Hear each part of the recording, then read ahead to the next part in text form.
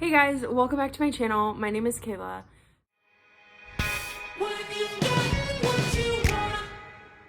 So today's video, we're gonna do a little something different. If you've seen any of my videos before, you know I set TBRs sometimes and then I just don't do them. I'm more of a mood reader. It's because I have so many things. I am kind of bad at planning things out like that because I change my mind a lot. And that's something I kind of want to work on rolling into the next year. Not changing that I'm a mood reader, but being a little more smart about what I'm reading and the order in which I read and what I decide to pick up and planning things like that. You get it. So today I have a stack of books I want to go through with you guys. And this is going to kind of be I think the title of this video is going to be End of Year TBR. But in reality, this is more of a books on my radar that I want to read by the end of the year. There's going to be no like, oh, if I don't read these, they're going to get unhauled. It's just, this is on my radar. This is what I would like to read before the end of the year. But there are still going to be other things that I'm reading, if that makes sense. I hope that makes sense.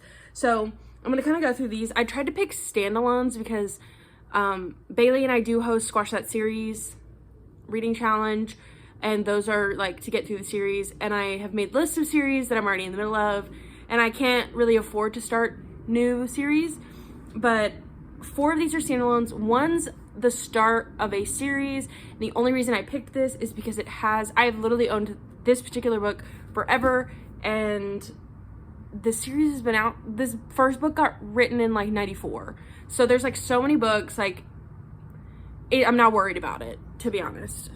So we'll see. The first book is gonna be like a taste test. I don't even know. So I'm gonna go through these and talk about them. So the first book that I want to talk about with you guys is Winter Garden by Kristen Hanna. And I am kind of in a Kristen Hanna like stan mood.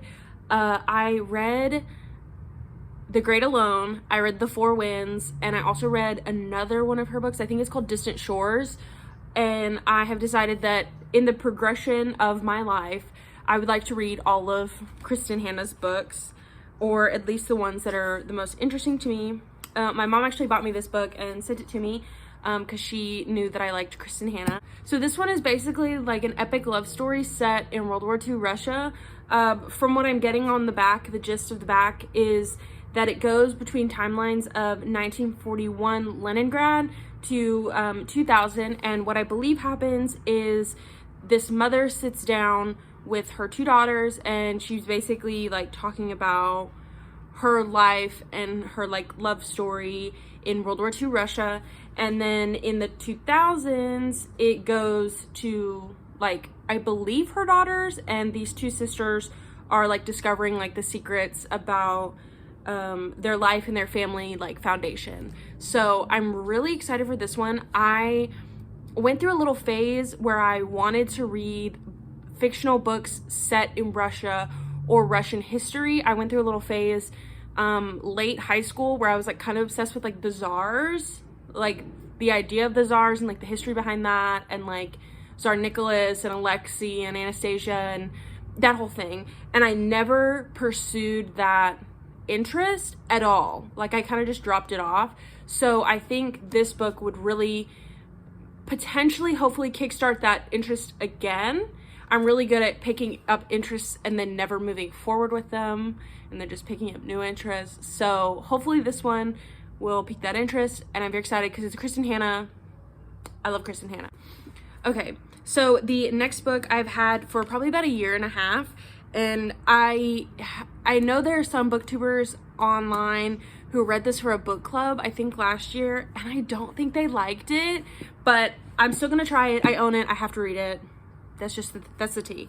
So that is Conviction by Denise Mina.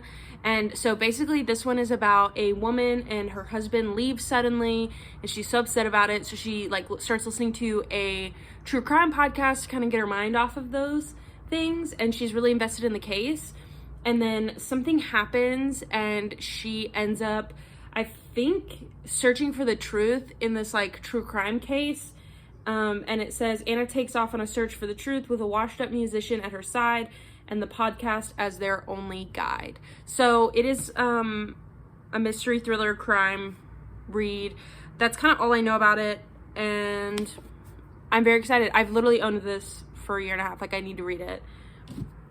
So the next book I got, it is a library book, but I was trying to pick only my owned books, but I would like to read this a lot. So this book I picked up at the library because as I was searching the shelves for a certain thing, there were like 10 or 15 copies of this particular book all lined up together, and I was very confused because you rarely see that many books, that many of the same book on a library shelf. Like, usually it like is a new release or really popular, and then after the hype goes down, they pull like almost all of them except for like 2 or 3 off the shelf and like take them out of the catalog. So I was confused why there were like 10 or 15 like still there, and I looked at it, and this was a One Book One San Diego, a community partnership with KPBS. So this was like a city, I guess the city did like this as a book club, so that's why they had so many. But that is The Great Believers by Rebecca Mackay. So as you can tell, this is a National Book Award finalist. This is going to be a smart people book, and I'm ready for it.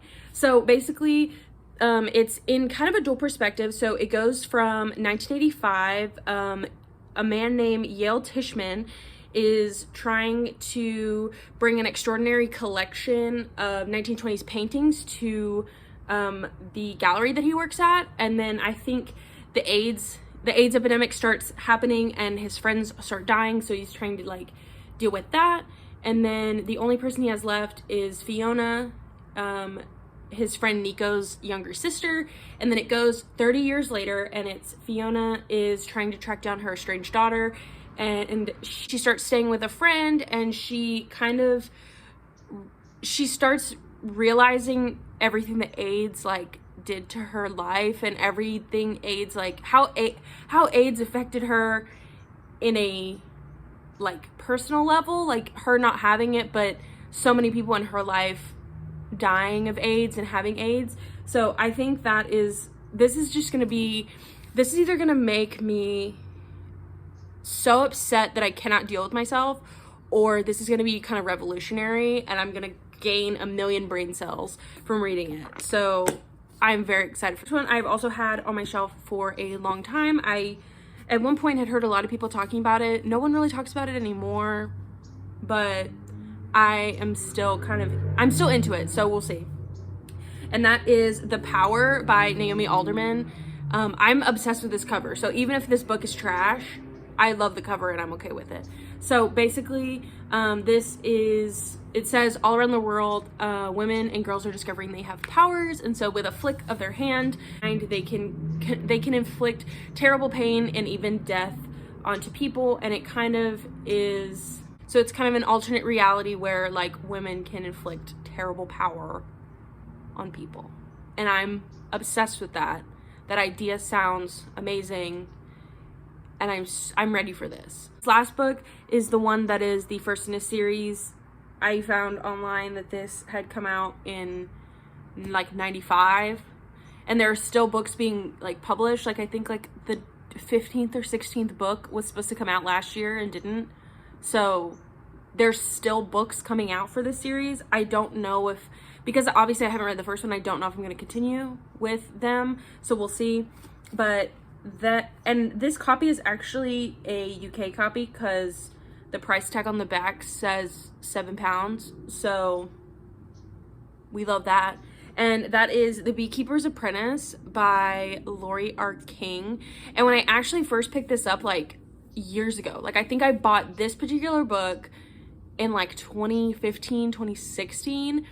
I had no idea what it was about. And I knew it was a crime novel, but I thought it was just like the main character was like a beekeeper and she solves crimes.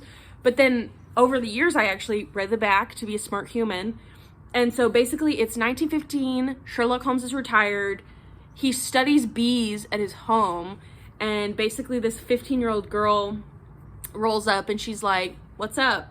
And so basically Mary Russell becomes Sherlock Holmes' like protege, and they track down their first case together. They must track down a kidnapped American senator's daughter and confront a truly cunning adversary, a bomber who has set wire traps for the sleuths and who will stop at nothing to end their partnership.